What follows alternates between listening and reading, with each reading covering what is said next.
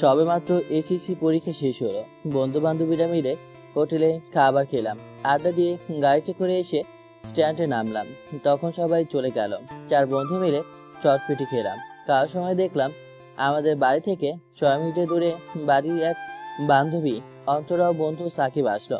খাওয়া শেষ করে বন্ধুদের বিদায় দিয়ে 3 বন্ধু আর অন্তরা বাড়িতে আসেছে। হঠাৎ টান দিয়ে বন্ধু আলিম তাদের বাড়ি থেকে নিয়ে গেল, তাই ওদের বিদায় জানিয়ে চলে আসলাম। আজ থেকে চুপচাপ মুক্তভাবে কয়েকদিন কাটাবো। কিছুক্ষণ বিশ্রাম নিয়ে মাঠে যাচ্ছিলাম, তখন মা বলল, কি রে, কোথায় যাস? আমি বললাম, এই তো মাঠে। এখন যাওয়ার দরকার নেই, আজ খেলা লাগবে না। মা, আজকে পরীক্ষা শেষ, আজ আমি গেলাম। আজকে খেলবো বলে দিলাম দৌড়। পেছন থেকে মা ডাকছিল, কিন্তু তা না শুনে খেলতে গেলাম। খেলার মাঝে দেখলাম অন্তরা ভাই অনেক জিনিসপত্র নিয়ে যাচ্ছিল আর বলল, সাবধানে খেলিস। কি ব্যাপার আজ হঠাৎ আমায় উপদেশ দিল? যাকে আমি খেলা শেষ করে চলে গেলাম বাড়ি। আসার পথে দেখলাম কিছু আত্মীয় স্বজন আমাদের বাড়ি। ওই হারামজাদা, তোর আসার সময় হলো, যা গোসল করে আয় তাড়াতাড়ি। কাকা রাগারাগি কইরেন না। সোহান, যা ভাই গোসল করে আয়। সোহান আমার নাম, আর ফজর আমার চাচাতো বোনের জামাই। আমি গোসল করতে করতে ভাবছি, আজ আমার সাথে সবাই এমন করছে কেন, আর বাড়িতে এত লোকই বা কেন? কি হয়েছে? হ্যাঁ দুলাভাই, আসেছি বলে রুমে আসতেই, নে পাঞ্জাবি পরে নে। কেন এখন পাঞ্জাবি পরবো কেন? কারণ আজ তোর বিয়ে। কথা শোনা মাত্র আমার ভিতরে কালবৈশাখী ঝড় শুরু হলো। যত না অবাক হয়েছি আমার বিয়ে শুনে, তার চেয়ে বেশি ভয় হচ্ছিল, কারণ কয়েকদিন আগে মামাতো বোন সাবিনের সাথে বিয়ের কথা বলেছে। নিশ্চিত সাবিনের সাথে বিয়ে দেওয়ার কথা বলছে। কি রে, এরকম করে আছিস কেন? দেখো মা, এই বয়সে বিয়ে করাও, কিন্তু তোমার ওই ভাইয়ের মেয়েকে আমি বিয়ে করব না। তাতে আমার জীবন গেলেও না, এর চেয়ে যাকে বলবে তাকেই বিয়ে করব, তবু ওকে বিয়ে করব না। তোর কি একবারও বলছি যে তোকে সাবিনার সাথে বিয়ে দিচ্ছি? তাহলে কার সাথে আমার বিয়ে? তুই কিন্তু বলছিস সাবিনাকে ছাড়া যে কাউকে বিয়ে করতে রাজি, তাই আর কোনো কথা না। কিন্তু আমি আজ বিয়ে করতে পারবো না। লাঠিটা কইরে, হারামজাদারে আজ পিটাইয়া মাইরা ফালামো। কাকা কাকা থামেন থামেন থামেন থামেন থামেন কাকা, শুনি কেন আজকে বিয়ে করবে না? বল তোর সমস্যা কি?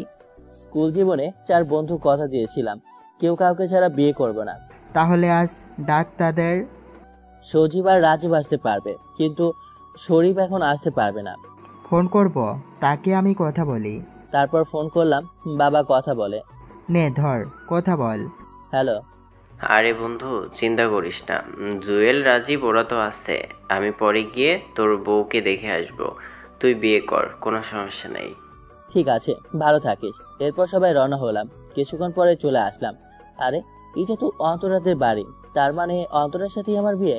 হ্যাঁ তাই হলো। খাবার খেয়ে বিয়ে করে বউ সাথে করে নিয়ে বিদায় নিয়ে চলে আসবো বাড়িতে। তখন সোহান, বৌমাকে কলে করে নিয়ে চল। কিন্তু আব্বা, এত পথ কিভাবে নেব ওকে? তোর শ্বশুরের সাথে ওয়াদা করেছি, তুই বৌমাকে মাটিতে না নামিয়ে তোর ঘরে নিয়ে যাবি। না পারলে আমি তোর শ্বশুরের গোলাম হয়ে থাকতে হবে। ভেবে দেখ কি করবি। প্রচন্ড রাগ হচ্ছে, তার মানে এটাই বিয়ের উদ্দেশ্য। যাই হোক না কেন, আমার বাবার অপমান আমি কিছুতেই হতে দেব না। অন্তরাকে কোলে নিয়ে অর্ধেক হাসে এসে আর যেন হাত ছিঁড়ে যাওয়ার অবস্থা। অন্তরাকে বললাম শক্ত করে গলা ধরতে। অন্তরা কিছু না বলে গলা ধরলো। তারপর অন্তরাকে অনেক কষ্টে আমার রুমে নিয়ে এসে বাইরে চলে আসলাম, আর বাবার কাছ থেকে শুনলাম বিয়ের কাহিনী। কয়েকদিন আগে চায়ের দোকানে আমাকে নিয়ে কথা ওঠে যে আমি ভালো কোনো কাজ করতে পারবো না। এটা বলে অন্তরের বাবা আকাশ মোল্লা। আমি একটু চিকন, তাই এই কথা বলেছে। আমার বাবা এর প্রতিবাদ করে বলে, আমার ছেলের স্বাস্থ্য নিয়ে কারো ভাবতে হবে না। এলাকার অনেক শক্তিশালী ছেলেরাও আমার ছেলের সাথে কাজে ও খেলায় পারে না। এরকম কথা কাটাকাটি হয়ে আকাশ মোল্লা বলে, তোর ছেলে তো বিয়ের পরে বউকে কোলে নিয়ে ঘরেই যেতে পারবে না, আবার কথা বলিস। বাবা বলে উঠল, শুধু ঘরে কেন, তোর মেয়ের মতো মেয়ে বাড়ি থেকে কোলে করে নিয়ে আসতে পারবে। যদি পারে তাহলে তোর ছেলের সাথে আমার মেয়েকে বিয়ে দিব, আর না পারলে তোর বাপ বেটা আমার বাড়িতে সারা জীবন গোলাম হয়ে থাকবে। তাহলে বাড়িতে গিয়ে বিয়ের আয়োজন কর। তাহলে বিয়ের পর যদি বাড়ি পর্যন্ত যেতে না পারে? তাহলে তোর বাড়িতে গোলামি করব আমরা। এটাই ছিল ঘটনা। কি যে হবে, কিছুটা ভয় আর কিছুটা চিন্তা মাথায় ঘুরপাক খাচ্ছে। কি করি? শালার এমনি তো অন্তরা ভালো মেয়ে, বউ হিসেবে কেমন হবে কে জানে, নাকি বাপের মতো হিটলার হবে। যা হবার হবে। আমি তো আর প্রেম করে বিয়ে করিনি, হিটলারি করলে বাপের বাড়ি পাঠিয়ে দেব। কিরে সোহান, হ্যাঁ দুলাভাই বলো। এদিকে আয়। এরপর চলে গেলাম। যার পরে থেকে দেখছি ফজর, দুলাভাই, সজীব, রাজীব নানাভাবে আমাকে খ্যাপাচ্ছে। দুলাভাই সোহান তাও বিয়ে করলো, ও করবেটা কি? ওর বউ তো ওরে আজকে ধোলাই করব। আরে না, আজ তো ওর যুদ্ধ করবে। বলে সবাই হাসতে লাগলো। ওর যে পাটকাঠির শরীর, ও আর কি যুদ্ধ করবে? শালা চিকন বলে মজা নিচ্ছিস? আরে না, ভালো হতো যদি তোর মামাতো বোন রে বিয়ে করতে। তাহলে সাবিনা মোটা আর তুই পাতলা, ঠিক মোটু পাতলা হতো। থাম থাম, নতুন জামাই রেগে গেছে।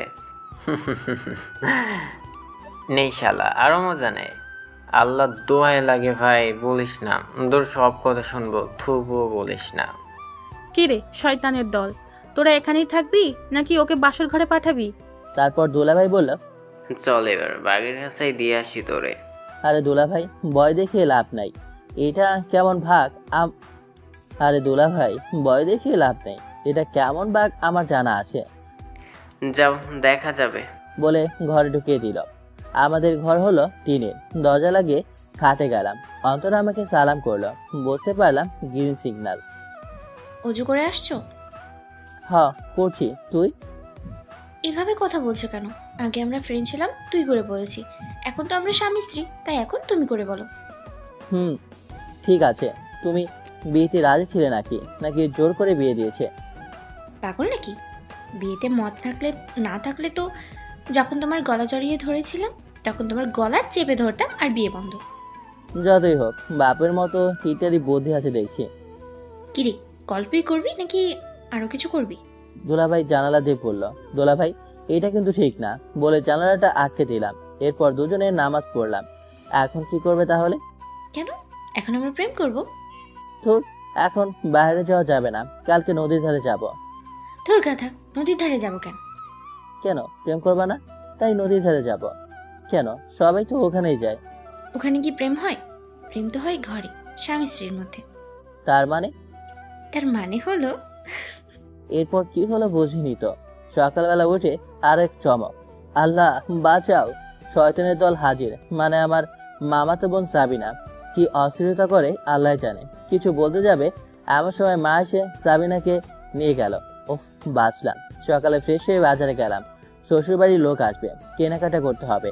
বাজার করছে এমন সময় পেছন থেকে কলা ধরে টান ঘুরতেই দেখি নাজমুল আমার কলেজের বন্ধু। ওই শালা, তোরে বলছিলাম কি? আরে বন্ধু, একটা ঝামেলা আছে, তাই তোদের বাড়ি যেতে পারিনি, কয়েকদিন পরে যাব। কিসের এত ঝামেলা? পরে সব বলবো, আজকে আসি। বলে বাজার করে বাড়ি ফিরলাম। কিছুক্ষণ পরেই শ্বশুরবাড়ির লোক চলে আসে এবং বিকাল 3টার দিকে শ্বশুরবাড়িতে চলে গেলাম। আসলে অন্তরে কোনো বোন নেই, ও সবার ছোট। ওর চাচাতো বোন আছে কয়েকটা, তার মধ্যে একটা আমাদের সাথে পড়তো, কিন্তু বিয়ে হয়ে গেছে, নাম লতা। বসে আছি এমন সময়। কি দুলা ভাই, কেমন আছো? আসসালামু আলাইকুম আপা। আমি ভালো, আপনি কেমন আছেন? ওই, আমি তোর আপা কেমনে হইলাম? আমি আর অন্তরা সমবয়সী, জানিস না? তাহলে দুলাভাই ডাকিস কেন? তো কি ডাকবো? আমি দুলা ভাই ডাকবো। সমস্যা নেই, আমি আপুই ডাকবো। আরেক পাশ থেকে, কি গো ননদিনী, নতুন জামাইয়ের সাথে কিসের কথা বলো? কি আর করব, গল্প ছাড়া। তোমার জামাই কই? আসে নাই, ছুটি পাই নাই। লতা, তুমি আসো, আর নতুন জামাইকে তার বউ ডাকতেছে। তাহলে আমি আসি বলে চলে আসলাম। রুমের মধ্যে দুজন গল্প করছিলাম। এমন সময় সারা ছেলেদের বায়না নদীতে ঘুরতে যাবে, তাই সবাইকে নিয়ে ঘুরতে গেলাম। রাতে খাওয়া দাওয়ার সময় শ্বশুর বলল, অন্তরার খালা একটু অসুস্থ, অন্তরাকে কয়েকদিন থাকতে হবে। তুমি কালকে চলে যেও বাড়িতে। আমি কিছু বললাম না। অন্তরার খালা অসুস্থ ঠিক আছে, তাই বলে এভাবে বাড়ি থেকে তাড়িয়ে দেবে যেন ওনার বাড়ি। আমি থাকতে এসেছি। সকালবেলা উঠে বাড়িতে চলে আসলাম। আমাকে একা দিকে সবাই বলছে, কি রে তুই এত সকালে, আর তোর বউ কোথায়? অন্তরার খালা অসুস্থ, সেখানে যাবে, আর আমার একটা কাজ আছে, তাই এসেছি। আইসে আমার ব্যস্ত লোক, তোর আবার কিসের কাজ? আমার কি কোনো কাজ থাকতে পারে না নাকি? যা, তোর কি কাজ কর গিয়ে, ব্যাককেল কোথাকার। এমন সময় আমার ফোনে কল আসলো। হ্যালো, বলো, কি বলবে? তুমি কোথায়? আমি বাড়িতে। বাড়িতে মানে? আর গেছো কার কাছে বলে গেছো? কাউকে না বললে আমাকে তো বলে যাবে। আসলে তাড়াহুড়ো করে এসেছিলাম, তাই বলতে পারিনি, মনে ছিল না। তা তোমার কি এমন কাজ পড়লো যে না বলেই যেতে হবে? আরে তুমি তো খালার বাড়ি যাবে, তাই আমি তো চলেই আসতাম। তাই বলে এত রাগ করার কি আছে? কেন তুমি খালাকে দেখতে যাবে না? তোমার বাবা তো বললো আমাকে বাড়ি আসতে, তাই ভাবলাম যেতে হবে না। ঠিক আছে, থাকো তুমি। এই বলে ফোন রেখে আমি বাজারে চলে আসলাম। এসে বন্ধুদের সাথে আড্ডা দিয়ে বাড়িতে আসি। বাবার বগার ঝাড়ি খাই। এভাবে চলে গেল 1 মাস। আজ পরীক্ষার রেজাল্ট দেবে। বিকেলে রেজাল্ট পেলাম। আমি এবং অন্তরা দুজনেই ভালোভাবে পাশ করেছি। হ্যালো, শুনছো? হ্যাঁ বলো, শুনছি। কাল সকালে খালার বাড়িতে আসবে। 2-1 দিন থেকে আমরা বাড়িতে যাব। আমাকে কেন যেতে হবে? তাহলে কে আসবে শুনি? ও তাই, আসলে তোমার বাবাও তো গিয়ে নিয়ে আসতে পারে। বিয়ের আগে এটা বাবা করতো, কিন্তু বিয়ের পরে এটা তোমার কাজ। স্বামী হিসেবে তোমার একটা দায়িত্ব আছে না? আমি ছোট একটা বাচ্চা, আমি এত দায়িত্ব নিতে পারবো না। ও লেলি, এ নাকি বাচ্চা? যে কোনো সময় বাচ্চার বাপ হয়ে যাবে আর বলে কিনা বাচ্চা। বাবা হব মানে? 1 মাস হলো বিয়ের, এখনই বাচ্চা হবে? তার মানে তুমি আমার অরিজিনাল বউ না? ফালতু কথা রাখো, এত কথা বুঝি না। কাল আসবে মানে আসবে, আর কিচ্ছু শুনতে চাই না আমি। বলেই ফোন কেটে দিল। ধুর, বিয়ে মানেই প্যারা। বাবাকে বললাম, বাবা আমাকে তো অন্তরা খালার বাড়ি যেতে বলেছে। বউ গেছে, এখন আপনিও যান, গিয়ে আমাকে উদ্ধার করুন। বলেই বাবা চলে গেল। আল্লাহ, কবে যে একটু শান্তি দিবে। মা, আব্বা কি জীবনেও ভালো হবে না? সারা জীবন এরকম হয়ে থাকবে? যা, তুই গরুকে খড় দিয়ে আয়। এর পরের দিন সকালে চলে গেলাম অন্তরাকে আনতে। কতটা দিন হলো বউটাকে সামনাসামনি দেখি না। ওই এলাকার বাজারে গিয়ে মিষ্টি কিনে অন্তরাকে ফোন করলাম। হ্যালো, কোথায় তুমি? আমি তো বাজারে আসি, এখন কিভাবে যাব? বাজার থেকে 5 মিনিট সামনে হেঁটে আসো, রাস্তার পাশে আমি দাঁড়িয়ে আছি। ঠিক আছে। এরপর যথানিয়মে চলে গেলাম। আমি যাওয়ার সময় দেখলাম সবাই খুশি মনে হলো। এটাই আমার শ্বশুর বাড়ি। রাতের বেলা খাবার খেয়ে সবাই গল্প করছি। এমন সময় আমার খালা শাশুড়ি বলল, তা বাবা, তুমি কি করো এখন? পরীক্ষা শেষ হলো, রেজাল্টের অপেক্ষায় আছি, আর পরিবারের কাজকর্ম দেখাশোনা করছি। এরকম অনেকক্ষণ কথা বলে ঘরে এসে দরজা আটকে অন্তরাকে কোলে নিয়ে খাটে শুয়ে দিয়ে জড়িয়ে ধরে শুয়ে পড়লাম। হয়েছে, এত আহ্লাদ দেখাতে হবে না। এটা আহ্লাদ না, এটা ভালোবাসা। এত যখন ভালোবাসো তাহলে দেখা করতে আসলে না কেন? আসলে কাজের চাপটা একটু বেঁচে ছিল, তাই আসতে পারেনি। তাই বলে রাগ করবে? এটা রাগ নয়, এটা অভিমান, বুঝলে? এরপরে কি হলো বুঝিনি তো। পরের দিন বিকেলবেলা বাড়ি ফিরলাম। আসার পর থেকে আমি আর তার দেখা পেলাম না। রাতে শুয়ে আছি। এমন সময় অন্তরা বলল, রেজাল্ট তো দেওয়ার সময় হলো, তা এরপর কি করবে? কেন? কোনো চাকরি করব, পাশাপাশি পড়াশোনাও করব। এত কিছু একসাথে সামলাতে পারবে? কি করব বলো? এই অল্প বয়সে যদি বউ সামলাতে পারি, তাহলে সংসারটাও সামলাতে পারবো। আমি কি তাহলে তোমার বোঝা? হে, না না, তা বলিনি। তুমি বোঝা হবে কেন? তুমি তো আমার বউ। এদিকে ফোনে কল আসলো। ফোন দিয়েছে আমার এক বান্ধবী রিদিতা। হ্যালো। কিরে, দুজনে কিসের কথা বলিস? ক্যামেরাম্যান মানে? ফালতু কথা বলবি না। কে ফোন করেছে? রিদিতা। ওর কাছে তোমার নাম্বার কিভাবে? কোনো একদিন আপনি দিয়েছিলেন। তেমন কিছু না। এই নে, তোর বান্ধবীর সাথে কথা বল। অন্তরাকে উদ্দেশ্য করে বললাম। অন্তরা, তোরাই ভালো রে, প্রেম না করে বিয়ে করে নিলি। ওই কি প্রেম আর করতে দিলি না? কই, আগে তোদের পিক তুলিয়ে সব নষ্ট করতি, এখন ফোনে। সরি, রোমান্টিক সময়ে বিরক্ত করার জন্য। যে কারণে ফোন করেছি সেটা বলি। সোহাকে ফোনটা দে। না, যা বলার আমাকে বল, নাহলে ফোন রাখ। আসলে আমার খালাতো বোন এবার ইন্টার ফার্স্ট ইয়ারে ভর্তি হয়েছে। তা ভালো, কিন্তু সমস্যাটা কি? এর জন্য ফোন করেছিস? আরে না, কয়েকটা ছেলেকে বিরক্ত করে, তাই সোহানের একটু সহায়তা দরকার। দেখ, ও আর এসব ঝামেলায় যাবে না। এখন আমাদের একটা সংসার আছে। একবার যে ঝামেলা হয়েছে, আমি চাই না আবার সেই ঝামেলা জড়ো। আরে ওকে কিছু করতে হবে না, আশিকের সাথে তো ওর ভালো সম্পর্ক, ওকে একটু বলে দিতে বল যাতে এরকম আর না করে। আশিক মানে? আশিক কি করেছে? চুপ করো, যা বলার আমি বলছি। কিরে, কি হলো? আশিককে ওদের ডিস্টার্ব করে? আশিকের বাড়ির কাছে বাড়ি, চাচাতো ভাই না কি হয় নাজিম। ঠিক আছে, এটাই লাস্টবার। ধন্যবাদ তোদের। এই বলে ফোনটা রেখে দিল। অন্তরা বলল, নাও আশিককে ফোন করে ব্যাপারটা দেখো। আমি আশিককে ফোন করলাম। হ্যালো। আরে বন্ধু, কেমন আছিস? শুনলাম বিয়ে করছিস। হ্যাঁ, তা তোকে একটা কথা বলা ছিল। হ্যাঁ বল, কি বলবি? তুই রিদিতাকে চিনিস? রিদিতা? ওই যে মোটা করে যে মেয়েটা আমার সাথে পড়তো। হ্যাঁ হ্যাঁ। আর নাফিসকে চিনিস? তা কি হয়েছে? ও তো আমার চাচাতো ভাই। রিদিতার খালাতো বোনকে নাফিস ডিস্টার্ব করে। বুঝতে পারলাম, এরপর আর করবে না। ধন্যবাদ বন্ধু, ভালো থাকিস বলেই ফোনটা কেটে পাশে থাকাতেই আমার হাত ধরে অন্তরা তার মাথায় রাখলো। কি করছো তুমি? আমার মাথায় হাত রেখে বলো, আর কোনো ঝামেলায় তুমি জড়াবে না। আমি কি ঝামেলা করলাম? এত কথা বুঝি না, এবার বলো আর কোনোদিন কলেজের ঝামেলার মধ্যে নিজে জড়াবে না। ঠিক আছে, আর ঝামেলা করব না। বলা মাত্রই আমাকে জড়িয়ে ধরে কান্না করে দিল। আল্লাহ, মেয়েরা কথায় কথায় কান্না করে কেমনে ভাই, বুঝি না। আমি অন্তরাকে জড়িয়ে ধরলাম। এই কান্না করছে কেন? বললাম তো আর ঝামেলা করব না। এরকম কোনছুটি আর ভালোবাসা চলছিল আমাদের ভালোবাসা। এরপর রেজাল্ট দিল, আমরা ভালোভাবেই পাশ করলাম। বন্ধুরা সবাই পাশ করেছে। কলেজের ঝামেলার ঘটনা আমাদের জানাচ্ছি। আগে একটা সময় ছিল আমি কোনো আন্দোলনে জড়াতাম না, কিন্তু কলেজে গিয়ে আমার ভেতরে যেন প্রতিবাদী ভাবটা জেগে ওঠে। আমাদের কলেজের ছাত্রলীগ ছিল খুব সন্ত্রাসমূলক। তাদের কাছে আমরা ছিলাম এক কথায় খেলার পুতুল। যখন এসে মিটিং মিছিলে নিয়ে যেত, না খেলে মারধর করত। তাদের কাজকর্মে অতিষ্ঠ ছিলাম আমরা।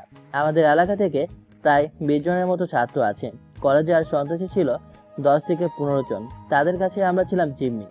আমাদের এলাকার একজন আর পাশের 2 এলাকার 5 জনকে তারা কয়েক মাসে মারধর করে।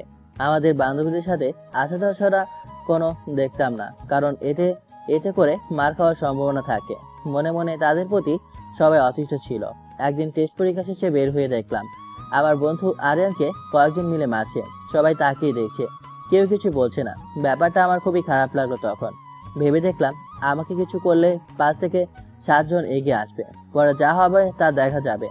কলেজে নির্মাণ কাজ চলছিল। সেখান থেকে একটা রড নিয়ে দৌড় শুরু করলাম। বন্ধু বান্ধবীরা পেছন থেকে ডাকছিল, কিন্তু আমি তা না শুনে এগিয়ে যাচ্ছি।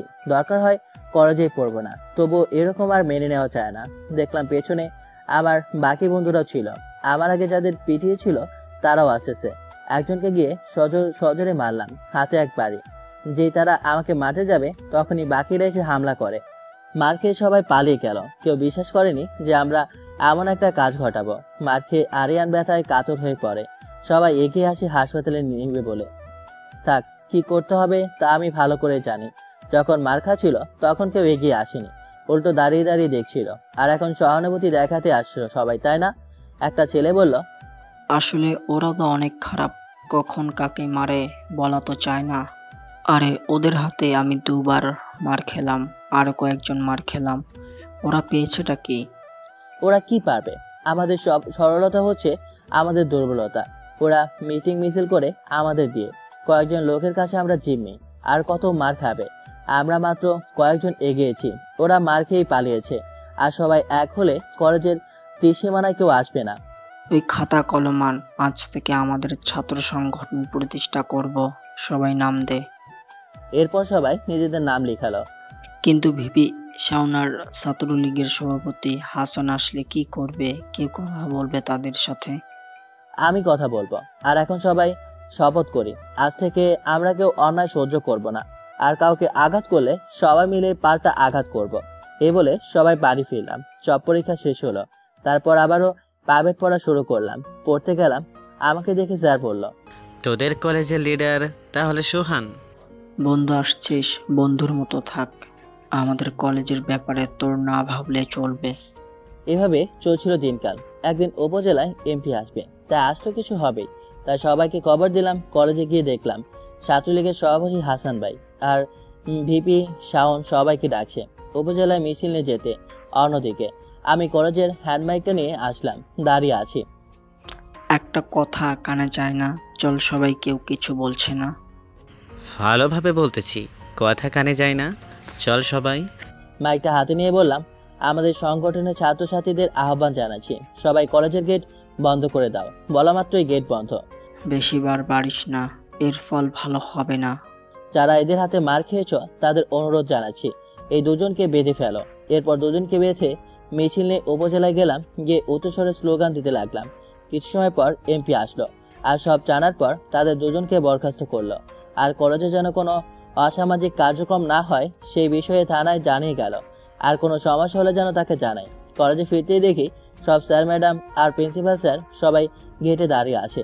আসলে স্যাররা খুব খুশি যে কলেজে শান্তি ফিরেছে। ওইভাবেই কাটছিল দিন।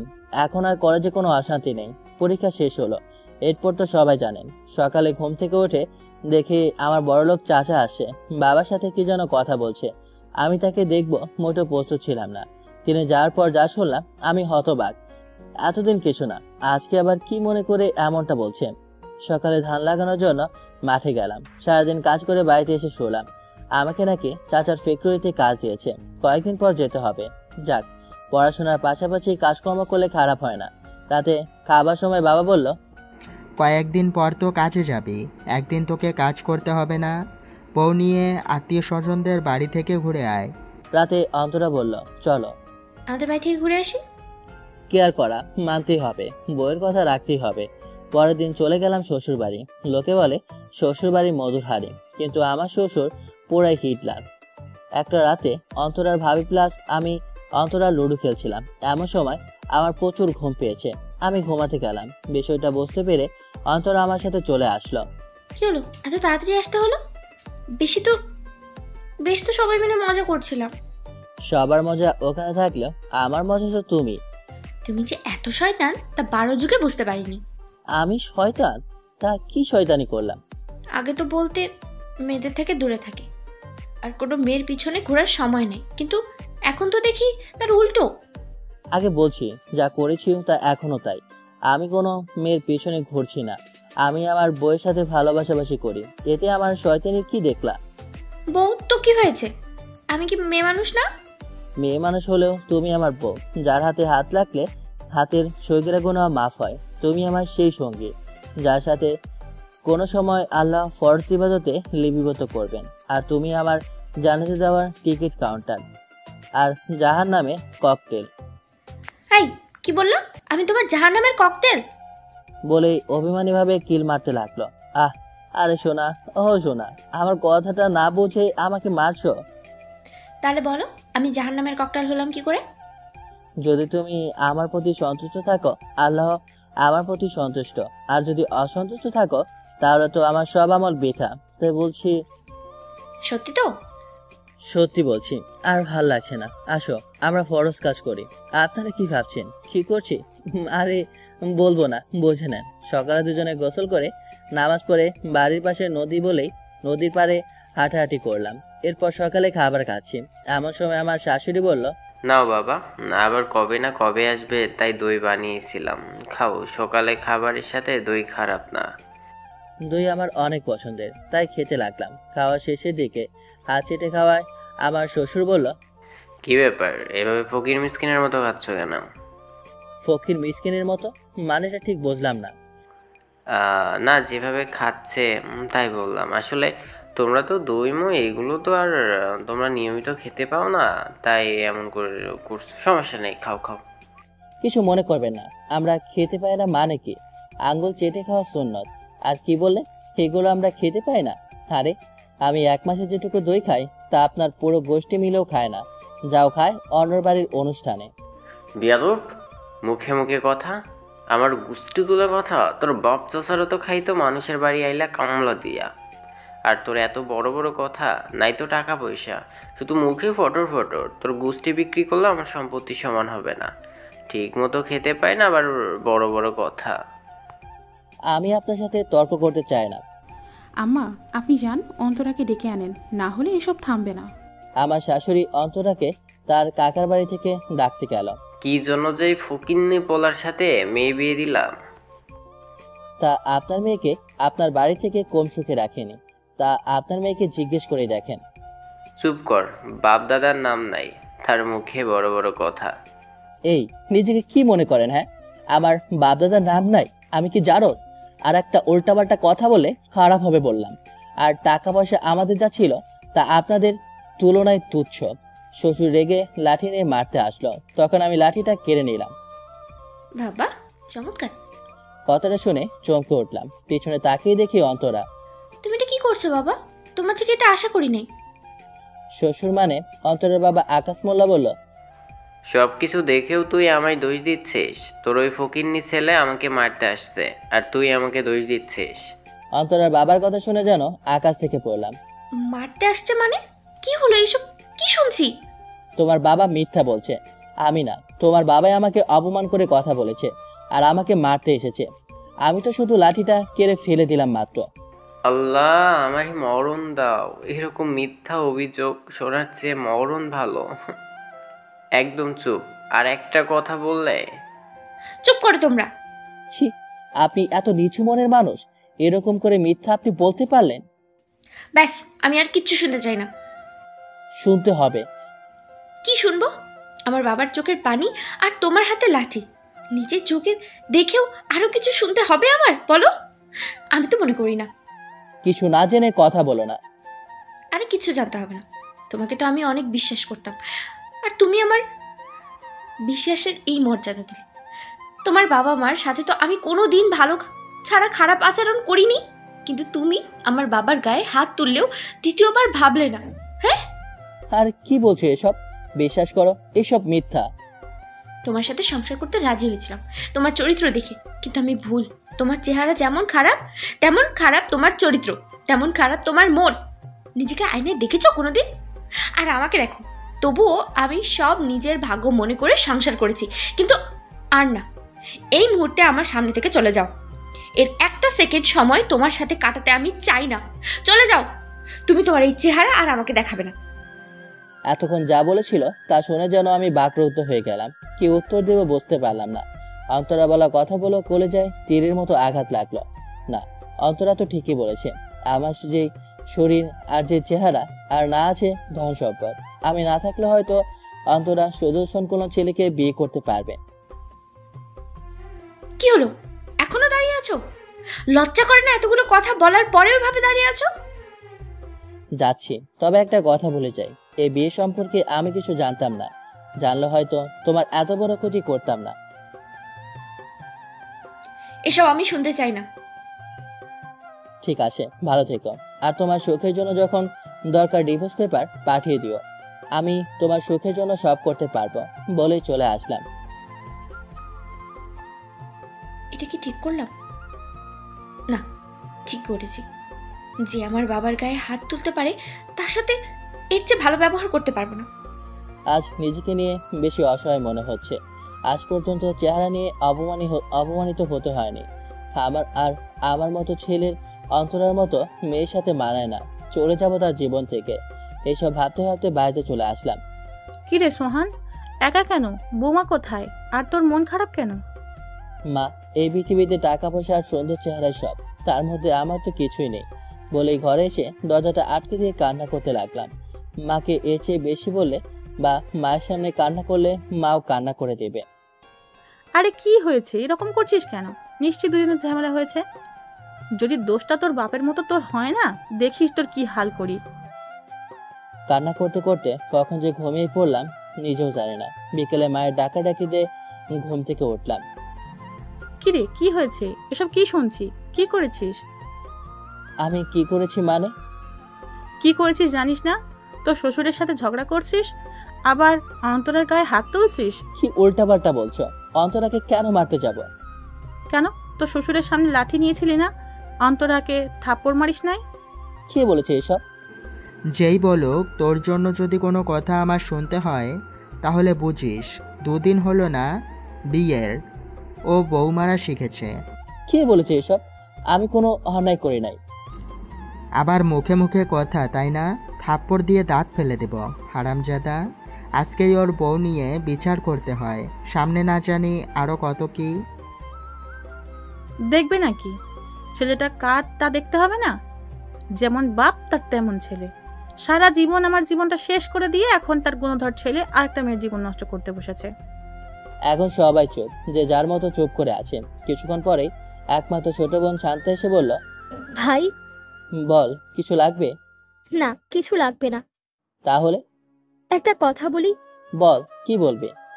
তুই কি সত্যি ভাবিকে মারছিস? না রে বোন, সত্যি বলছি, আমি তোর ভাবিকে মারি নাই। তাহলে ওরা এসব কেন বললো? বোন রে, তোর ভাই তো চিকন আর গরিব, আর গায়ের রংটাও শ্যামবর্ণ, তারপরও বেকার। তুই বল, এত কিছুর পর তোর ভাইয়ের সাথে কে মেয়ে বিয়ে দিবে? বিয়েটা হয়েছিল একটা দুর্ঘটনা, এখন সেটা সুস্থতা চাইছে তারা। না ভাই, ভাবি তো অনেক ভালো, তুই তো আমার চেয়ে ভালো জানিস। ভালো লাগা, ভালো জানা আর ভালোবেসে সম্পর্ক টিকিয়ে রাখা আলাদা জিনিস। ও ও তুই ওসব বুঝবি না, যা তুই বড় হলে বুঝবি। রাত তো অনেক হলো, চল ভাত খাবি। খাওয়ার ইচ্ছে করছে না, তুই যা। না, তোকে খেতেই হবে, চল বলছি। বাধ্য হয়ে খেতে গেলাম। মা আমার সাথে কথা বলছে না। আমি যে একটা মানুষ কেউ মনেই করছে না। আসলে মায়ের কষ্ট লাগাটাই স্বাভাবিক, কারণ আমার বাবা বদমেজাজি মানুষ। মাকে অনেক মারধর করেছে, এটা আমি ছোট থেকে দেখে আসি। সংসারে পর্যাপ্ত শান্তি ছিল না, আর যে সংসারে ঝগড়াঝাটি লেগেই থাকে সে সংসারের সন্তানেরা জানে এতে কতটা মানসিক সমস্যার মধ্যে থাকতে হয়। মা সবসময় চাইতো আমি যেন বাবার মতো না হই, তাই যত কষ্ট হোক মা আমাকে ছোট থেকেই সঠিক শিক্ষা দিয়েছে।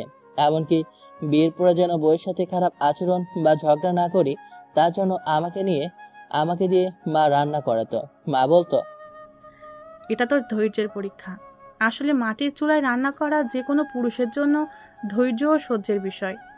আমাকে শেখাতো বউকে কষ্ট না দেই, দরকার হলে নিজে রান্না করি। আবার মাঝে মাঝে বলতো, তোর বাবা যে আমাকে মারে, তোর তখন কেমন লাগে?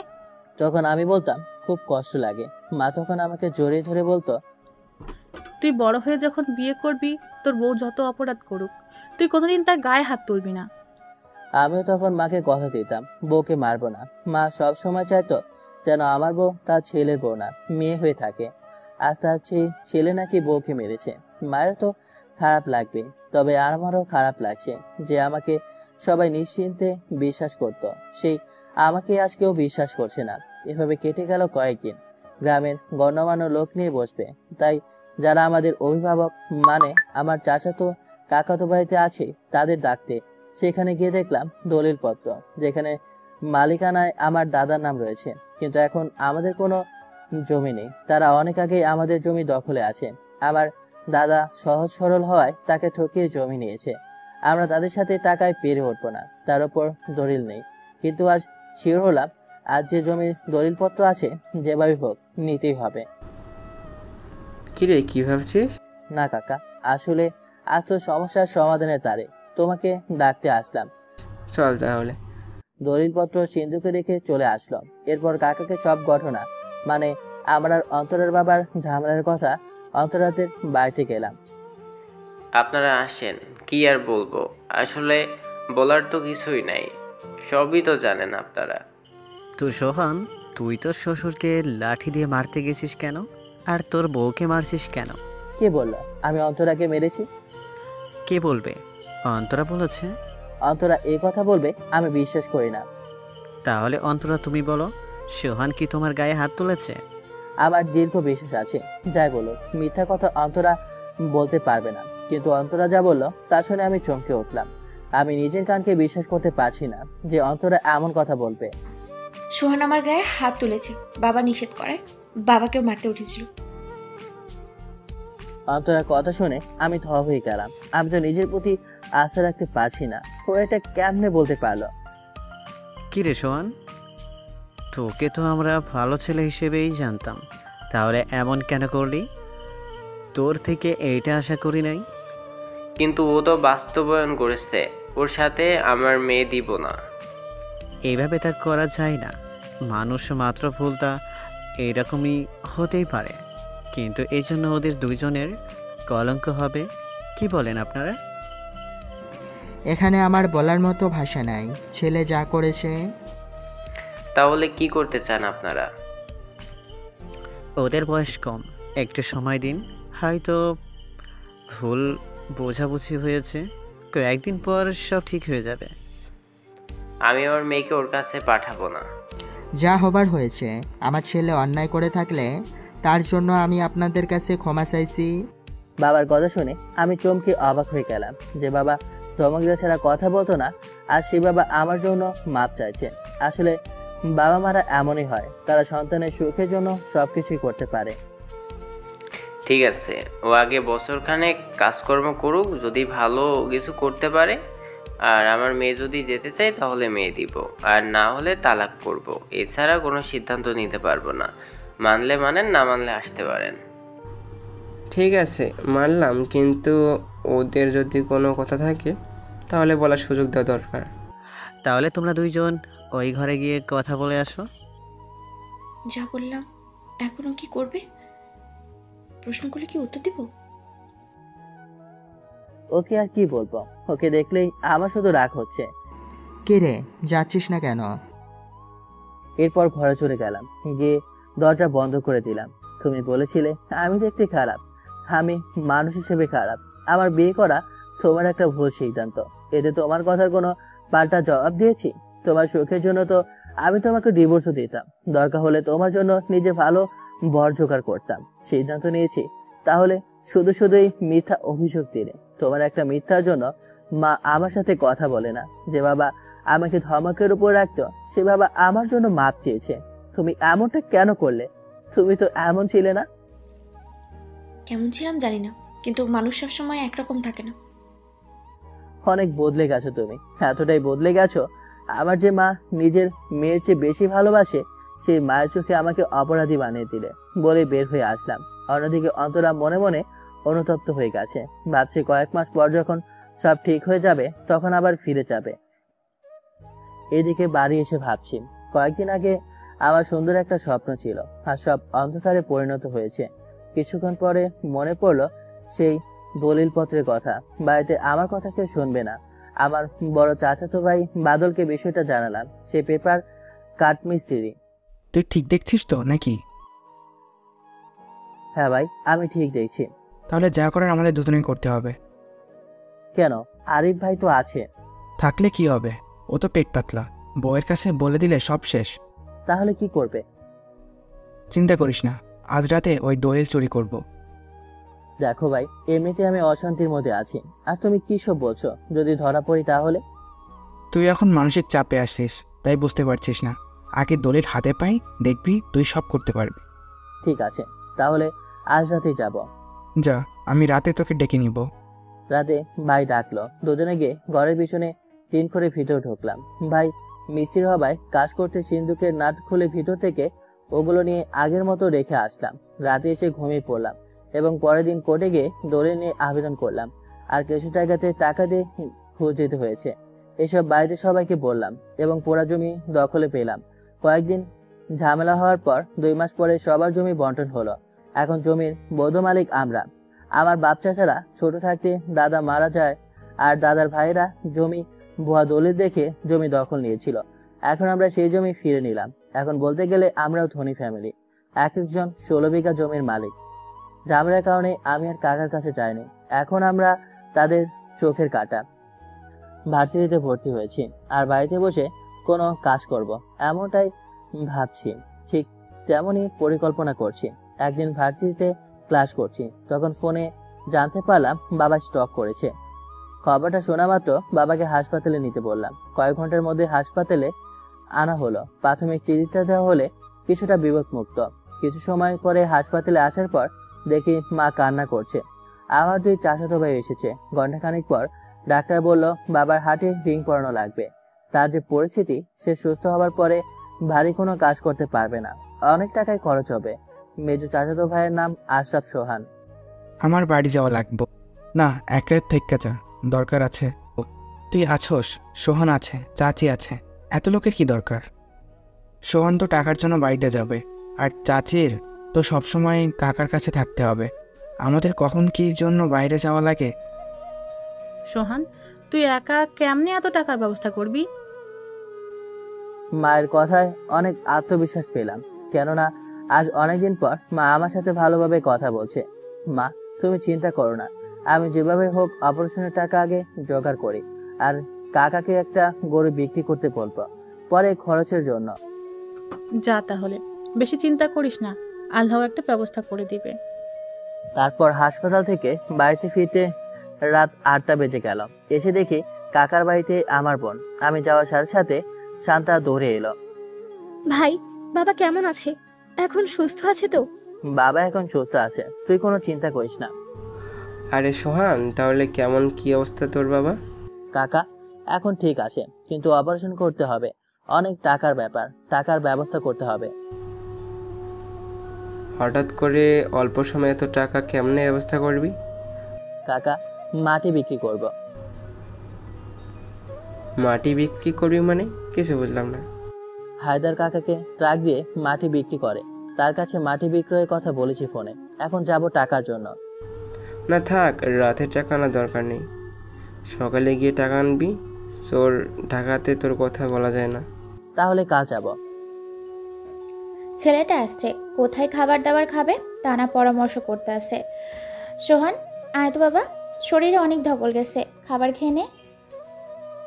এরপর খাবার খেয়ে নিলাম সবাই। খাবার খেয়ে বসে মার কাছে ফোন করলাম। হ্যালো মা, বাবা এখন কেমন আছে? এই তো এইমাত্র ঘুমালো। তা কি করলি? টাকার কোনো উপায় পেলি? হ্যাঁ মা, টাকার ব্যবস্থা হয়েছে, তুমি চিন্তা করো না।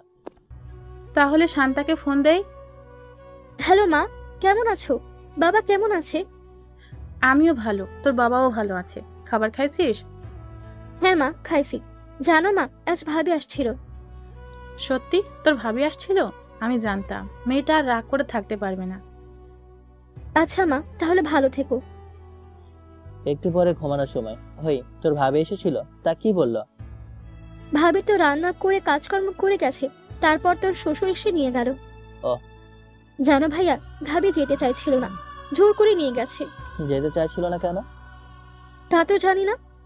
শুয়ে শুয়ে ভাবতে লাগলাম, ওর আবার কি হলো? আসলে মানুষের মন বোঝা বড় কঠিন। এইসব ভাবতে ভাবতে ঘুমিয়ে পড়লাম। সকালবেলা অন্তরাদের বাড়ি। মা, আমি এখন কি করব?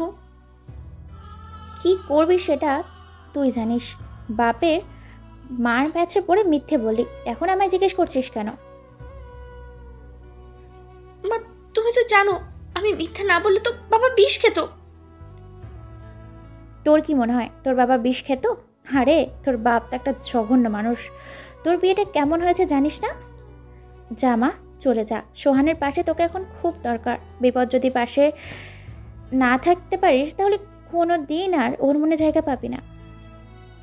মা, তাহলে আমি গেলাম। দাঁড়া, কোথায় যাচ্ছিস? আমি আমার স্বামীর বাড়িতে যাচ্ছি। তুই যদি ওই বাড়িতে যাস তাহলে অনেক পস্তাবি, বলে দিলাম। মেয়ের জীবনটা নিয়ে ছেলে খেলা করছো কেন? চুপ, একটা কথা বলবে না। তুমি যা করার করো, আমি গেলাম, ভালো থেকো। বাড়িতে এসে দেখলাম অন্তরা এসেছে। আমি আশায় বসা থেকে দাঁড়িয়ে গেল এবং মাথা নিচু করে চোখ করে আছে। কিরে, টাকা ঠিক মতো আনছো তো? হ্যাঁ আছে কাকা, এখন চলে যাবো। ভাইয়া, তাহলে ভাত খেয়ে নাও। তোকে এত সকালে কে রান্না করতে বলেছে? আরে আসো তো। এই বলে আমার হাত ধরে ঘরে নিয়ে বলল। ভাবি, ভাইয়াকে ভাত দাও। অন্তরা খাবার দিল। শান্তা, তুমিও বসো। তাহলে তুমিও বসো, একসাথে খাই। ভাত নিয়ে বসে আছি এমন সময়। রাগ তো তোমার আমার উপরে, খাবারের কি দোষ? তাছাড়া তুমি তো খাবারের উপরে রাগ করো না। খা না ভাইয়া। এরপর চুপ করে খেতে লাগলাম। বাড়িতে তরকারি না থাকায় আলু আর ডিম রান্না করেছে। এত দৌড়ের উপর থেকে ঠিক মতো খেতেও পারে নাই। ভাত শেষের দিকে তখন অন্তরা বলল, আর কয়েকটা ভাত নাও। আমি কিছু না ভেবে বললাম দাও। এরপর আবার খেতে লাগলাম। ভাইয়া, তরকারিটা কি ভালো হয়েছে? হ্যাঁ, অনেক ভালো হয়েছে, দেখলি না ভাত দিয়ে খেলাম। তা তো খাবেই, নিজের বউ রান্না করেছে বলে কথা। আমরা তো বললে খাও না, আর ভাবি একবার বললো আর অমনি নিয়ে নিলে। শান্তা, বেশি পেকেছিস, চুপ কর এখন। এরপর খাবার খেয়ে ঘরে বসে আছি। শান্তা কাকার বাড়ি গেল এমন সময়। আমার উপরে অনেক রেগে আছো তাই না? রাগ করা সবার শোভা পায় না। আমি জানি আমার উপরে রেগে আছো, কিন্তু কি করব বলো? আমি তো নিরুপায় ছিলাম। বাবা তো আমাকে ব্ল্যাকমেল করে মিথ্যা বলিয়েছে। বিশ্বাস করো, আমি ওরকমটা বলতে চাইনি। বুঝলাম, কিন্তু তুমি কেমনে বিশ্বাস করলে যে আমি তোমার বাবার গায়ে হাত তুলতে চেয়েছি? এতদিনে এই চিনলে আমাকে? কি করবো বলো? সবাই তো নিজের বাবাকে বিশ্বাস করে, আমিও তাই করেছিলাম। তখন তো বুঝতে পারিনি আমার বাবা এমনটা করবে। প্লিজ আমাকে মাফ করে দাও, আমি কখনো তোমাকে অবিশ্বাস করবো না। মাপ কেন চাইছো? আমি তো তোমার প্রতি কোনো অভিযোগ রাখিনি, তাহলে মাপ চাওয়ার বিষয় আসে কেন? কেন আসবে না? আমি কি একবারও বলেছি যে তুমি অন্যায় করেছো? তাহলে মাপ কেন চাইবে? একটা কথা রাখবে? কি কথা? বাবাকে দেখতে নিয়ে যাবে হাসপাতালে? কি আসতে হবে? ওখানে থাকতে দেবে না? তাহলে দেখি চলে আসবো। তাহলে শান্তাকে নিয়ে চলো, ও একা একা থাকবে কেন? এরপর কাকাকে বলে গেলাম গরুগুলো ঠিকঠাক ভাবে লালন পালন করতে। 2 ঘন্টা পরে পৌঁছে গেলাম। অন্তটাকে দেখে মা অনেক খুশি হলো, যেন মায়ের কাছে মেয়ে ফেরত এসেছে। আমি গিয়ে কাউন্টারে টাকা জমা দিয়ে আসলাম। ঘন্টাখানেক পরে অপারেশন হলো। এরপরে বাবার জ্ঞান ফিরল। বাবার সাথে দেখা করে সবাই বাড়ি চলে আসলো। বাবার সাথে মা আর আমি রইলাম। এভাবে 20 দিন পর বাবাকে বাড়ি আনা হলো। হাসপাতাল থেকে এসে বাড়িতে এসে মাটি বিক্রি করে সেখানে পুকুরের মতো করে মাটি দিলাম। এদিকে গরুর খাবার, জমি চাষের খরচ, আবার সংসারের খরচ, তা কিভাবে চালাবো? বাড়ি থেকে গেলে বাড়ির কাজকর্ম হবে না, বাড়ি থেকে ইনকাম হচ্ছে না, ফসল উঠতে আরো 20 দিন সময় লাগবে, তার জন্য টাকা লাগবে। চিন্তায় মাথা কাজ করছে না, কি করব না করব। গরু বিক্রি করা যাবে না। রাতে খাওয়ার সময় মা বলল, কিছু টাকা ঋণ নিয়ে গরু, ভুসি আর ফসল ঘরে তোল। ফসল ঘরে আসলে সংকট দূর হয়ে যাবে। চিন্তা করে দেখলাম মায়ের কথাই মানতে হবে। তাহলে কিছু ঋণ নিলে বছরে ঋণ শোধ হয়ে যাবে। ব্যাংক থেকে ঋণ নিয়ে গরুর খাবার কিনলাম, আর ফসল ঘরে তোলার জন্য 2 জন লোক নিয়ে ধান কাটার মেশিন দিয়ে ধান কাটলাম। ক্ষেত থেকে গাড়িতে করে ধান বাড়ি নিলাম। খড়গুলো বাড়ির সবাই মিলে রোদ দিয়ে বাড়িতে নিয়ে গেলাম। কাজের চাপে সময়ের খাওয়া ভুলে গেলাম। এখন আমার সামনে একটাই লক্ষ্য, যে পরিবারকে সুখী রাখতে হবে। একদিন দুপুরে খাবার খাচ্ছি, তখন সোহান, হ্যাঁ বাবা, কিছু বলবে? লেখাপড়া করে গ্রামে কৃষিকাজ করছিস, আবার এই বয়সে সংসারের দায়িত্ব কাঁধের উপর, তোর খুব কষ্ট হচ্ছে তাই না? না বাবা, আমার কষ্ট হচ্ছে না। আমাকে বলতে হবে না, আমি ভালো করে জানি। আসলে বাবা, সংসার তো চালাতে হবে। আমার বয়স যখন 11 তখন তোর দাদা মারা যায়। তখন থেকেই মানুষের বাড়ি পেট ভাতা খেটে আর বড় হয়ে হাইলারাখাল থেকে কামলা দিয়ে আর ইচ্ছে করতো না কাজ করতে, তাই তোদের সাথে রাগারাগি করতাম। আমাকে মাফ করে দিস রে, আমি তোদের সাথে অনেক অন্যায় করেছি। বাবা, এসব রাখো তো। তুই আর এসব কাজ করিস না, জমি বর্গা দিয়ে দে, বছরে খাবার পেয়ে আরও বেঁচে যাবে। আর বাড়িতে থেকে কিছু একটা কর, না হলে শরীরটা অল্প বয়সে নষ্ট হয়ে যাবে। আমি বাবার মুখে এমন কথা শুনবো কোনোদিনও ভাবিনি। আগে বাবা ঠিক মতো কাজ করতো না, নিজেদের জমিও ছিল না, সংসার চালানোর কষ্ট হতো। আমি যখন ক্লাস 9-এ উঠলাম তখন থেকে মানুষের জমিতে কাজ করে নিজের খরচ চালাতাম। এতে করে আমি অন্য সবার চেয়ে টাকা পয়সা বেশি খরচ করতাম। আমার বাবা যে ছোটবেলা থেকে কাজ করতে করতে ক্লান্ত, তাই অভাবের সংসারে বেশিরভাগ সময় বাবা মায়ের ঝগড়া বকাবকি শুনতে হতো। আমি ভাবতাম যে সবাই কাজ করে, আমার বাবা কম কাজ করে কেন, আর শুধু শুধু বকাবকি করে। কিন্তু আজকে বাবার কথা শুনে আমার শখ রাগ কমে গেল। বাবা, জমি বর্গা দেওয়া লাগবে না, আমি পরিমাণ মতো কাজ করব, আর পুকুরে তাহলে মাছ চাষ করি, এতে করে ভালোই চলে যাবে। তুই এগুলো করে সংসার চালাতে পারবি তো? বাবা, একটা সময় তো আমাদের এই জমি ছিল না, তুমি তো একা কাজ করে আমাদের সংসার চালিয়েছ, তাহলে আমিও পারবো। তখন তো তোর মা অনেক কাজ করতো, তুই কাজ করে তোর আর তোর বোনের খরচ চালাতি। তখন লোক ছিলাম 4 জন, খরচ কম ছিল। এখন বিয়ে করলি, শান্তা বড় হলো, আমাকে তো তুই সাহায্য করতি, আমি তো তোকে তা করতে পারছি না। তাই তাছাড়া জিনিসপত্রের যে দাম। বাবা, এসব নিয়ে চিন্তা করো না, আমি ঠিকই পারবো। এরপরে কাজকর্ম শেষে রাতে ঘরে ঘুমানোর আগে, কি হলো, তোমার মন খারাপ কেন? আমি কি কোনো মানুষ? তাছাড়া রাগ করবো কার উপরে? বুঝেছি, আমার সোনা বউটা অভিমান করেছে। তা কি জন্য এতটা অভিমান করে আছো? কেন করব না? কাজের চাপে তুমি এতটাই ব্যস্ত যে আমার দিকে একটুও সময় দাও না। আমার কি ইচ্ছে করে না আমার স্বামী আমার খেয়াল রাখবে, ছোট ছোট আবদার পূরণ করবে?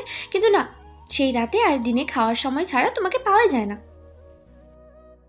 আসলে পুকুর করার কাজে আমার বাবা হঠাৎ হঠাৎ করে অসুস্থ। জমির ফসল কাটা, রোপণ করা একটু ব্যস্ত ছিলাম। এখন তো আর এত কাজ নেই, তাই এখন আমি বইয়ের আঁচল ধরেই ঘুমাবো। আমার এমন স্বামী চাই না যে সবসময় আঁচল ধরে ঘুরঘুর করবে। তাহলে কেমন হতে হবে? আমার সময় মতো ভালোবাসা আর আদর সোহাগ হলেই চলবে। আচ্ছা, একটা কথা বলি। বলো, কি বলবে? আমার না বাচ্চাদের অনেক ভালো লাগে। তা তো আমারও লাগে। শোনো না, আমরা তোমার মতো মিষ্টি একটা পাবো না? ইস, তোমার বয়স কত? সেটা তুমি জানো না? জানি, 20 বছর 5 মাস, যার আইন অনুযায়ী বিয়ের বয়স হয়নি। ছোট বিয়ে করেছি, ইসলামের দৃষ্টিতে ঠিক হলে হলো, আইন দিয়ে কি করব? তোমার বয়স কম, এত তাড়াতাড়ি বাচ্চা নেওয়া ঠিক হবে না। আচ্ছা, মেয়েদের 20 হলেই তো বাচ্চা নিতে পারে, তোমার তো সে বয়স হয়েছে। তাহলে ঠিক আছে, বাচ্চা নিব, কিন্তু 7-8 মাস পরে নেব। সত্যি বলছো তো? হ্যাঁ সত্যি। এবার আমি একটু আদর করো, বাচ্চা নিলে তো তখন তাকে নিয়েই থাকবে। ওয়ে, বাচ্চা নেব, আরেকটা বিয়ে করছি না যে তোমার আদর করব না। ইস, শখ কত, আরেকবার বিয়ের কথা বললে না? বললে কি? খুন করে ফেলবো। খুন হওয়ার দরকার নাই, আমার বউটারে একটু আদর করি তাহলে চলবে। সকালবেলা ঘুম থেকে উঠে বাজারে গেলাম, বাজার করে বাড়ি ফিরলাম। কি হলো, সকালবেলা কাউকে কিছু না বলে চলে গেলে কেন? আরে কতগুলো মাছের জন্য বলে আসলাম, আর কিছু বাজার করে আসলাম। তা বেশ। কিরে, মাছের জন্য উপযোগী আছে তো পুকুর? হ্যাঁ বাবা, ঠিক আছে। আর একটু সুখবর বাবা। কি সুখবর? মাছের সাথে ঝিনুক চাষ করতে পারবো। কৃষি অফিসারের সাথে আলাপ করেছি। কি বলিস, আজকাল মানুষ ঝিনুকও খায়? বাবার এমন কথা শুনে অন্তরা ও শান্তা হেসে উঠল। হাসছিস কেন? বাবা, এই ঝিনুক থেকে মুক্ত হয়, এতে খরচ নেই বললেই চলে। মুক্ত হতে তো অনেক বছর সময় লাগে। না বাবা, মাত্র 2 বছরেই ঝিনুকে মুক্ত হয়। দোয়া করি বাবা, আল্লাহ যেন তোর মনের আশা পূরণ করে। এভাবে আমি আমার কাজ করে যাচ্ছিলাম, আর মাত্র কয়েকদিন পরে ঈদ। ঈদের জন্য কিছু কেনাকাটা করা দরকার। বাবার জন্য পাঞ্জাবি আর লুঙ্গি, মায়ের জন্য শাড়ি, বোনের জন্য আর বউয়ের জন্য 3 পিস কিনলাম। কিন্তু বউ অনেকদিন আগে একটা শাড়ি চেয়েছিল, বউয়ের জন্য নিলে বোনের জন্য নিতে হবে, আর নিলে আমার কেনা হচ্ছে না, তবুও কিনে আনলাম। কারণ 2-1 দিন পরে কিছু আল্লাহ চাইলে টাকা আসবে, কেনাকাটা করে বাড়ি আসবো। আমার সময় মনে হলো 2 ভাগিনী আর 1 ভাগিনার জন্য কিছু কিনে নেই। আপনারা ভাবছেন ভাগিনা ভাগ্নি, আসলে এরা আমার চাচাতো বোনের ছেলে মেয়ে। আমার আরেক চাচাতো বোন মারা গেছে, তার ছেলেকে 2000 টাকা দিলাম কেনাকাটা করার জন্য। এখন আমার কাছে মাত্র 1600 টাকা।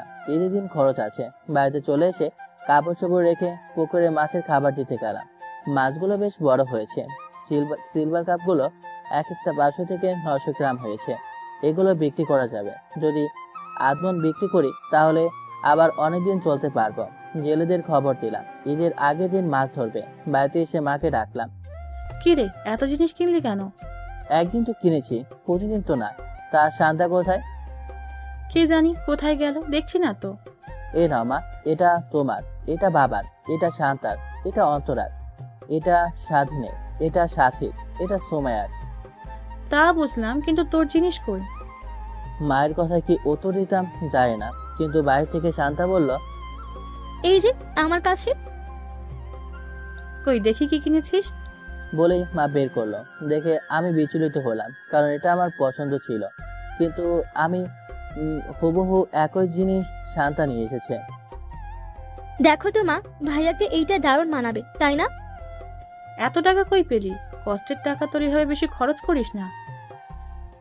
এসব নিয়ে তোমাকে ভাবতে হবে না, আল্লাহ চাইলে আমাকে ভালোই চলাবে। তাহলে যার যা আনছিস দিয়ে দে। বলেই মা চলে গেল। কি হলো ভাই, তুমি পাঞ্জাবি দেখে রেখে আসলে, কিনলে না? আবার সবার জন্য কিনলে, নিজের জন্য কিনলে না কেন? না মানে, তখন এত টাকা নিয়ে যায়নি তো, তাই। থাক, আর মিথ্যে বলার দরকার নেই নাইম। এত কিছু তুই কেমনে জানলি? আর এটা টাকা কই পেলি? আমি তখন বান্ধবীদের সাথে সামনের দোকানে ছিলাম, আর টাকা উপবৃত্তি টাকা পাইছি। আর কাছে কিছু ছিল তাই দিয়ে কিনলাম। তুই এত বড় হয়েছিস যে পরিস্থিতি বুঝতে পারিস, তা তোর ভাবি কই? ভাবি মনে হয় কাকাদের বাড়িতে গেছে। আরে এত কিছু কার জন্য? সবার জন্য আছে, নিয়ে নাও। একসাথে এত কিছু? হ্যাঁ, এবার কিছু খেতে দাও, ক্ষুধা লেগেছে। এ আল্লাহ, তুমি এত পেটু খোলে কেমনে? থাকো তোমরা, জামাই বউ পীড়িত করো, আমি খাবার নিয়ে আসি। কিরে, তুই কিন্তু বেশি পেকেছিস। কে শোনে কার কথা? খাবারকে যখন চলে আসলাম বাইরে, তখন বাবা মা ডাকলো। হ্যাঁ, কিছু বলবে? কি করে বলি, তবুও বলছি। জানি তোর কষ্ট হবে, তবুও সবার জন্য কেনাকাটা করলি, কিন্তু শ্বশুর শাশুড়ির জন্য কিছু কিনতে হবে, হাজার হোক। অন্তরার বাবা মা বলে কথা। ঠিক আছে, আমি দেখছি। অন্যদিকে অন্তরাদের বাড়ি। বাবা, অন্তরাকে আনতে যাবে না? না, দরকার নাই। ও আমার কথাও অমান্য করে ওই বাড়িতে গেছে। থাক, ওই বাড়িতেই থাক। দেখো, এটা কিন্তু তোমার বাড়াবাড়ি। মেয়েটা কি একা বিয়ে করেছে? তুমিই দিয়েছিলে। হ্যাঁ বাবা, তাছাড়া সোহান ছেলে হিসেবে খারাপ না। আর ওরা দুজনকে ছোট থেকে ভালোভাবে চেনে, জানে। তাই ওরা যখন সুখে আছে, থাক না। থাক, তাতে আমার কি? নিষেধ করছি না, কিন্তু আমি ওই বাড়িতে যেতে পারবো না। তুমি না গেলে আমি আর মা গিয়ে নিয়ে আসবো। আমাদের 4 ভাইয়ের 1 বোন, ওকে কেমনে দূরে রাখি? যা তাহলে, না আমি কিছু বলবো না। এদিকে ঈদের মাত্র 3 দিন আছে। মা বাবার কথাও ঠিক, সবাই চায় মা বাবার সাথে ঈদ উৎসব করবে। কি করি? তাই দোকানে গিয়ে শ্বশুরের জন্য একটা পাঞ্জাবি আর শাশুড়ির জন্য শাড়ি কিনলাম, বাকি রাখলাম। কি করব, মাছ এখনো বিক্রি করা যাবে না, আবার কোনো ইনকামও নাই। অন্তরা, এই নাও, এগুলো তোমার মা বাবার জন্য নিয়ে যেও। নিয়ে যাব মানে? যারা তাদের মেয়েকে ঈদের সময়ও নিতে আসে না, তাদের কাছে আমি যাব না। না, তুমি যাবে, আর তোমার মা বাবার জন্য এগুলো নিয়ে যাবে। আমাদের যে পর্যন্ত নিয়ে না যাবে তার আগে যাব না। আরে, কালকে না হয় গিয়ে দিয়ে আসবো, তারপর যা হওয়ার হবে। তোমার উপর জোর করবে না। আচ্ছা, তোমার অনেক কষ্ট হয়েছে সংসার চালাতে, তাই না? না, কষ্ট কিসের? না থাক, কিছু না। তুমি কি কোনো কারণে সুখে নেই? তা হবে কেন? আমি তো অনেক সুখেই আছি। তাহলে আমাকে আগের মতো ভালোবাসো না কেন? কি? আমি তোমায় ভালোবাসি না? যাও, তোমার সাথে কথা নেই। বলেই চলে গেল। রাতে বউ, ও বউ, রাগ করেছ? একদম বিরক্ত করবে না, তোমার সাথে কথা নেই। আরে, আমি তো এমনি বলেছি। আমি তো তোমাকে ভালোবাসি না। না, এমনি বলেছিলাম। আসো, একটু আদর করি। লাগবে না তোমার আদর, আমাকে ঘুমাতে দাও। বুঝতে পারলাম হাজার কিছুতেই মান ভাঙানো যাবে না, কিন্তু আমিও হাল ছাড়লাম না। পেছন থেকে জড়িয়ে ধরে ঘুমিয়ে পড়লাম। সকালে এই ছাড়ো বলছি। না, ছাড়বো না। সকালবেলা কাজ আছে, আর আমি তো তোমাকে অনেক ভালোবাসো, তাই তো? তাহলে কালকে ও কথা বললে কেন? না বললে তোমার এমন অভিমানটা দেখতে পেতাম না। আর কোনোদিন যদি এমন কথা শুনি। ঠিক আছে, আর শুনবে না। সকাল 10টার দিকে দেখি আমার শাশুড়ি এসেছেন আমাদের নিতে, কিন্তু আজ গেলাম না। বললাম বিয়ের পরে প্রথম ঈদ বাড়িতেই পালন করব, আর বিকেলের দিকে আপনাদের বাড়িতে যাব। এরপরে খাওয়া দাওয়া করে বিকেলে শাশুড়ি চলে গেল, আর সাথে তাদের জন্য আনা কাপড়গুলো। অন্তরার মন আজকে অনেক ফুরফুরে মনে হচ্ছে। ঈদের দিন সকালে নামাজ পড়ে বাড়ি আসলাম। কি ঈদের একটা দিন বউটাকে নিয়ে কোথাও ঘুরে আয়। এখন আর কোথাও যাব? তোর খালা বাড়ি থেকে ঘুরে আয়, ওখান থেকে অন্তরাদের বাড়িতে যাবি। এরপরে খালাকে না জানিয়ে চলে গেলাম। 1 ঘন্টার রাস্তা। খালা আমাদের দেখে অনেক খুশি। অন্তরের সাথে এমন আচরণ করছে মনে হয় মামে। বিকেলের দিকে আবার অন্তরাকে নিয়ে তাদের বাড়িতে আসলাম। আবার যা মাত্র অনেক বেশি খুশি। শ্বশুর বলল, বাবা, যা হওয়ার তা তো হয়েই গেছে, কিছু মনে করো না। আমিও বললাম, আপনারা মুরব্বী, আপনারা দোয়া করবেন, এতেই চলবে। এই বলতে বলতে দেখি অন্তরা চাচাতো বোনের জামাই আর ভাইয়েরা নৌকা ভাড়া করছে, চরে যাবে ঘুরতে। আমরা চলে গেলাম। কিছু সময়ের মধ্যে সবার সাথে ভালো সম্পর্ক হয়ে গেল। সেখানে সবাই মিলে ছবি তুললাম আর মজা করলাম। রমেশে দেখি অন্তরা বসে আছে। কি হলো, বসে আছো? ডাকলেই তো পারতে। না, ডাকবো কেন? তোমার নিজের কোনো দায়িত্ববোধ নেই? সরি, আর হবে না। এরপরে রাতে ঘুমিয়ে আছি, তখন মনে হচ্ছে টিনের চালে কে যেন হাঁটাচলা করছে। দেখি অন্তরা বসে আছে। দুজনে অনেক ভয় পেয়ে গেলাম। ও আবার ছাড়া পেয়ে গেছে। মানে কি বলছো এসব? আজ থেকে বছর খানিক আগে বড় ভাইয়ের ছেলে হওয়ার পরে ভাবির সাথে কিছু অদ্ভুত কাজকর্ম শুরু হয়। ভাবি বাচ্চাকে দুধ খাওয়াতো না, বাচ্চা কান্নাকাটি করতো, আর রাতে কেউ টিনের চালে হাঁটতো। তখন ছাদে হুজুর এসে বাড়ি বন্ধ করে দেয়, কিন্তু এখন মনে হয় সেটা কেটে গেছে। কারো ক্ষতি করবে না তো আবার? এখনো তেমন কোনো ক্ষতি করেনি, কিন্তু কাউকে কাউকে টেনে ধরতো এবং বিচ্ছিতির চেহারা দেখাতো, নাহলে থাপ্পড় মারতো। তার মানে তখন মনের ভুল ছিল না, কিন্তু আমাকে ভয় বা থাপ্পড় দিল না কেন? এর কারণ কি? কি তোমাকে টেনে ধরেছে? হ্যাঁ, তুমি চিন্তা করো না, আমি আব্দুল্লাহ আঙ্কেলকে জানিয়ে দিয়েছি। আব্দুল্লাহ আঙ্কেল আমাকে ধর্মীয় শিক্ষা দিতেন। বয়সের ব্যবধান বেশি থাকলেও আমি তার সাথে থাকতাম সব সময়। সে পার্সোনাল ব্যাপারে অনেক দক্ষ। যা করার কালকে করবে, আজ শুয়ে পড়ো। তারাও আমি আব্দুল্লাহ আঙ্কেলকে বলছি। এরপর যখন সব বললাম তখন বলল, শোন সোহান, এখানে আমাকে দরকার নেই।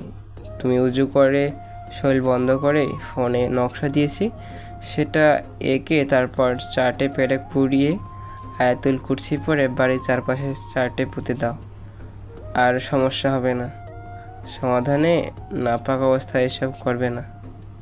আঙ্কেলের কথা মতো সবাইকে ডেকে তুলে সবকিছু জোগাড় করে সব করলাম। তারপর থেকে আর সমস্যা হলো না। কাজ শেষে আঙ্কেলকে ফোন করলাম। সব ঠিকঠাক মতো করেছে তো? হ্যাঁ আঙ্কেল, সব ঠিকভাবেই করেছে।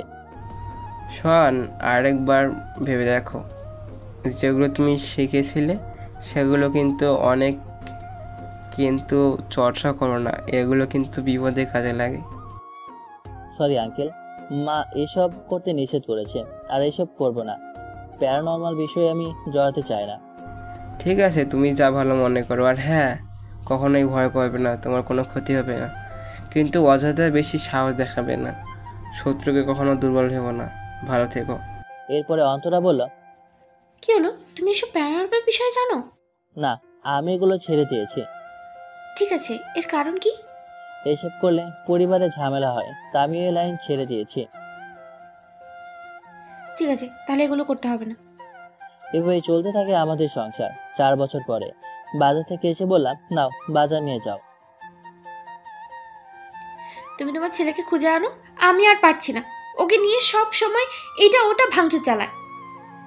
আরে ও ছোট মানুষ, এখন দুষ্টামি করবে না তো কখন করবে? তা তো করবেই, যেমন বাপ তার তেমন ছেলে। ঠিক বলেছ বৌমা। সোহান তো ছোটবেলায় সোহান আব্দুল্লার চেয়ে বাজি ছিল, কোন সময় ভালোভাবে থাকতো না। এখন সব দোষ আমার। আমার ছেলে কিছু করলেই দোষ আমার। সেটা তো মা বলেছে, মা তো আর মিথ্যে বলছে না। না, তোরাও না। দেখ তো পাজিটা কই গেল, কখন থেকে দেখছি না। তোর বাবাকেও দেখছি না, কোথায় যে গেল দুজনে। এই যে আমরা এখানে আছি। আল্লাহ, মা দেখো, এই বয়সে বাবার কাজ দেখো, দাদা নাতি মিলে কি অবস্থা করছে। আরে আমি আবার কি করলাম? ওই তো আমাকে কাদা মাখাইয়া দিল। কি আব্দুল্লাহ, তোমার দাদুকে এই অবস্থা করছো কেন? আর করব না এমন। বাবা, আপনারা গেছিলেন কোথায়? দোকানে গিয়েছিলাম, সেখানে থেকেও বায়না ধরল পুকুর মাছ দেখতে যাবে, আর এরপরে এই অবস্থা। সোহান, একটা বিয়ের প্রস্তাব ছিল শান্তার। না বাবা, ওর ইচ্ছে ও পড়াশোনা করবে, কেবল তো কলেজে গেল, আর কয়েক বছর যাক। ওর অমতে বিয়ে দেওয়ার দরকার নেই। সেটা তোর যা ভালো মনে হয়। রাতে শান্তা, তুমি কোন পর্যন্ত পড়তে চাও? কেন ভাবি? আমি ডিগ্রি করতে চাই। ভালো, তাহলে মন দিয়ে পড়াশোনা করো। ঠিক আছে ভাবি, আর ভাইয়াকে বলো কিছু টাকা লাগবে বই কেনার জন্য। বলো লাগবে কেন, তুমি টাকা নিয়ে যেও। কি হলো? আমার আব্দুল্লাহ কই? কেন? ও তো ওর নানার বাড়িতে গেছে। কখন গেল? নিয়ে আসি। আরে কি বলে, একটা রাত থাকবে, আবার এই জন্য যেতে হবে না? ছেলেটাকে ছাড়া থাকবো? তোর ভালো লাগে না? আরে একটা রাতেরই তো ব্যাপার, আর এ তো আমারও একটু নিশ্চিন্তে সময় কাটাবো তাহলে। এখন তাহলে একটু আদর করি, আসো। তা আবার বলতে হবে? এরপরে রাত 12টার দিকে ডাকাডাকি আর কান্নার শব্দে ঘুম থেকে উঠলাম। আরে দরজা খুলে দেখি আমার শ্বশুর আব্দুল্লাহকে নিয়ে এসেছে। রাতে ঘুম ভাঙানোর পর আমাদের দেখতে না পেয়ে কান্না করছে। সেখানে শ্বশুর শাশুড়ি বেহাল। এভাবেই চলছে জীবনটা। আল্লাহর রহমতের সুখে এই দিনগুলো কাটে। তো কেমন লাগলো গল্পটা অবশ্যই জানাবেন। আজ গল্পটা এখানে শেষ করছি। যদিও গল্পটা একটু ভয়েস কোয়ালিটি অনেক খারাপ হয়েছে, কারণ গল্পে মানে লেখাগুলো অনেক ভুল ছিল। এগুলা ইয়া করতে অনেক প্রবলেম হয়েছে। তো কিছু মনে করবেন না, এই গল্প অবশ্যই ভালো হবে। আর অবশ্যই আপনারা পাশে থাকবেন। তো আল্লাহ হাফেজ, বাই বাই, টাটা।